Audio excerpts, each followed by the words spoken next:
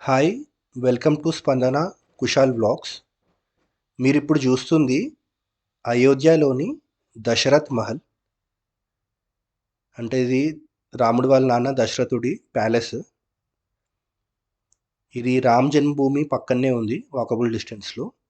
ఇంకా అయోధ్యలోని హనుమాన్ గడి టెంపుల్ ఆపోజిట్‌లో ఉంది. ఇది మెయిన్ ఎంట్రన్స్. దీంట్లో నుంచి లోపలికెళ్తే మనం ప్యాలెస్‌లోకి ఎంటర్ అవుతాము.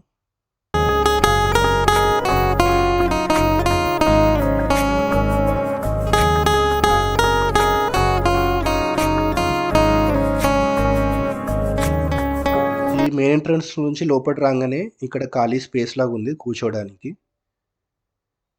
మీటింగ్ ఏరియా లాగా స్టేజ్ కూడా ఉంది పక్కన. లెఫ్ట్ సైడ్‌లో చిలక జ్యోతిష్యం చెప్తున్నారు. ఇట్లా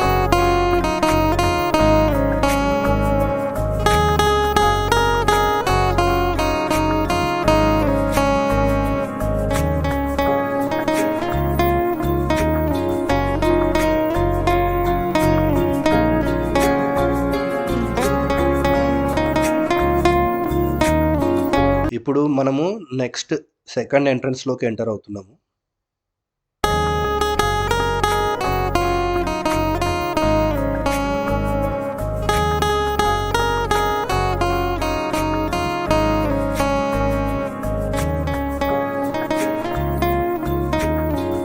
ఇక్కడైతే మీరు చూసినట్టయితే మహారాజ్ దశరథ్ జీకి రాజ్‌మహల్ అని రాసుంది. దీన్ని బడా స్థాన్ అని కూడా అంటారు.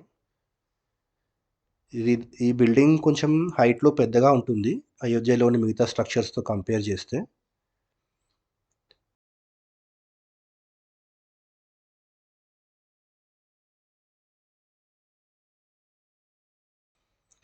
ఎంటర్ అవ్వంగానే రైట్ సైడ్‌లో మీకు హనుమాన్ టెంపుల్ ఒకటుంది.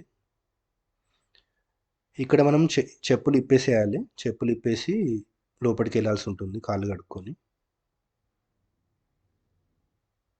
ఈ ఎంట్రన్స్ వాల్స్ పైన రామ్‌చరితమానస్ లైన్స్ రాసినారు.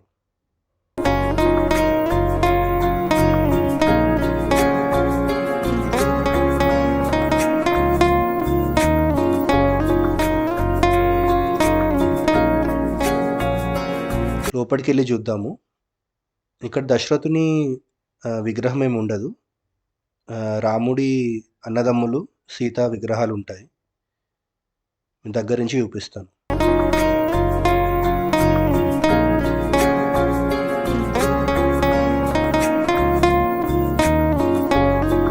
ఇప్పుడు మనం లోపలికొచ్చిన తర్వాత ఇది ప్యాలెస్ మెయిన్ ప్లేస్. దీనిలో నుంచి లోపలికెళ్తే మనకి రాముడు, లక్ష్మణుడు, భరతుడు, శత్రుఘ్నుడు ఇంకా సీత విగ్రహాలున్నాయి.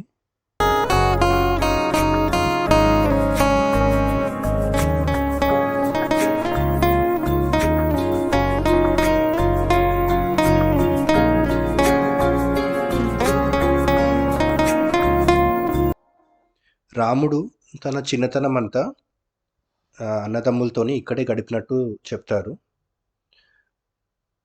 ఆర్కిటెక్చర్ అయితే పెయింటింగ్ చాలా గ్రాండ్‌గా ఉంది లోపల.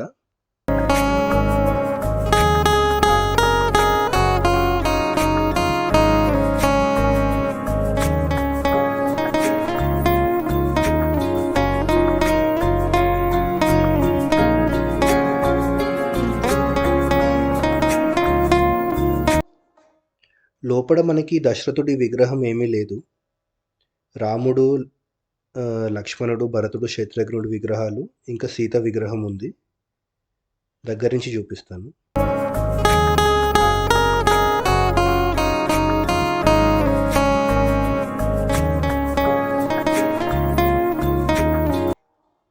లోపల పెయింటింగ్ మాత్రం కొత్తగా వేసినట్టు చాలా గ్రాండ్‌గా ఉంది. ఆర్కిటెక్చర్ పెయింటింగ్ చూడొచ్చు.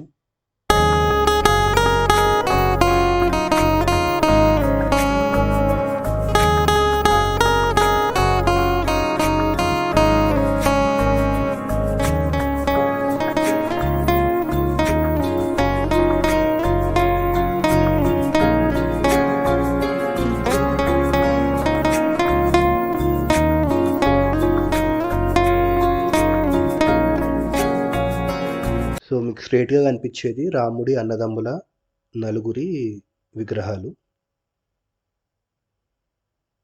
ఇక్కడ దశరథుడు లేదు. పక్కన రాముడు, లక్ష్మణుడు, సీత విగ్రహాలు ఉన్నాయి. Left side, right side.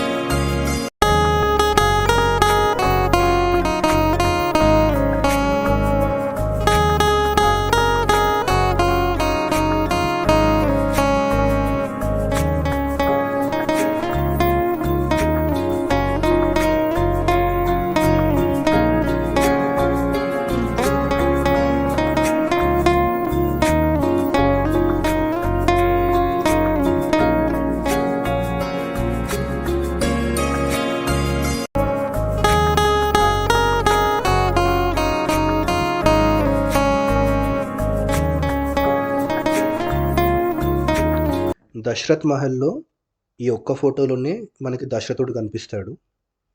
మిగతా ఫోటోలు అన్నీ రాముడు చిన్నతనం ఫోటోస్ ఉంటాయి.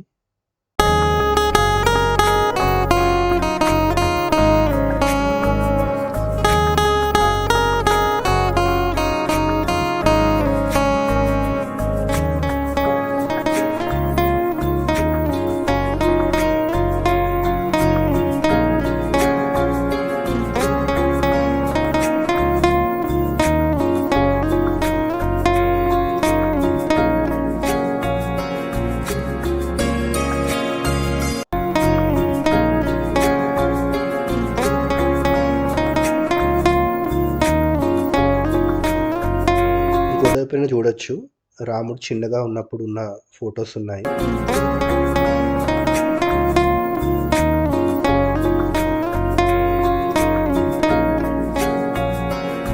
Thank you for watching.